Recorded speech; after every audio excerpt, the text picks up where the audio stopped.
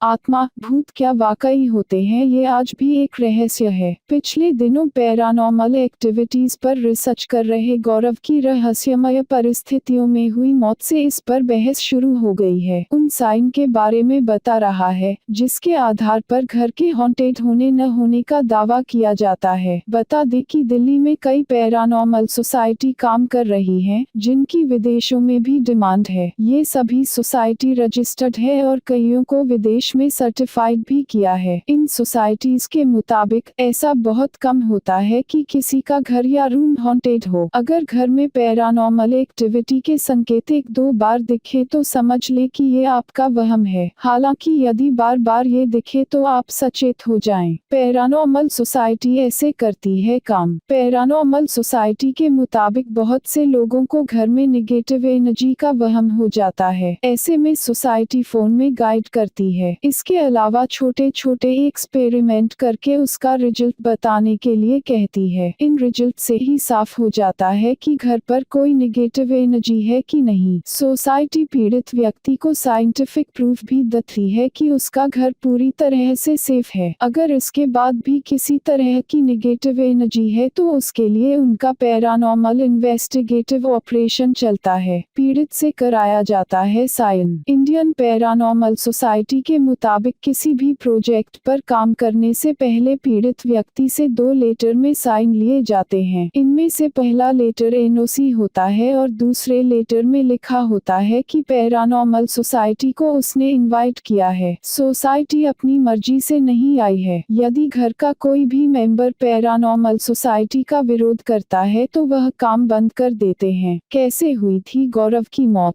Paranormal researcher गौरव तिवारी दिल्ली के द्वारका के sector 19 में अपनी फैमिली के साथ एक फ्लैट में रहते थे। 7 जुलाई को वे अपने फ्लैट के बाथरूम में रहस्यमय हालत में मृत पाए गए थे। उनकी मौत को पैरानॉर्मल शक्तियों से भी जोड़कर देखा जा रहा है। गौरव करीब 5 साल पहले अपनी टीम को लेकर राजस्थान के भानगढ़ में रिसर्च करने पहुंचे थे। इस दौरान वे भूतों पर रिसर्च करने वाले सभी इक्विपमेंट लेकर यहां आए थे। भानगढ़ पहुंचकर गौरव ने यहां भूतों से बात करने की भी कोशिश की थी। पूरी रात रिसर्च करते हुए उन्होंने भूतों से सवाल पूछने की कोशिश की। उनके सवाल थे, क्या राजकुमारी रत्नावती यहाँ रहती है? इसके साथ ही उन्होंने सिंधिया नाम के एक तांत्रिक के बारे में भी सवाल किया था। उन्होंने पूछा था, क्या तांत्रिक सिंधिया यहाँ रहता है? रात भर किले के हर कोने में ऐसे सवाल करने के बावजूद गौरव और उसकी टीम को किसी तरह की भूतिया शक्ति का एहसास नहीं हुआ और न ही उनके सवालों के जवाब मिले।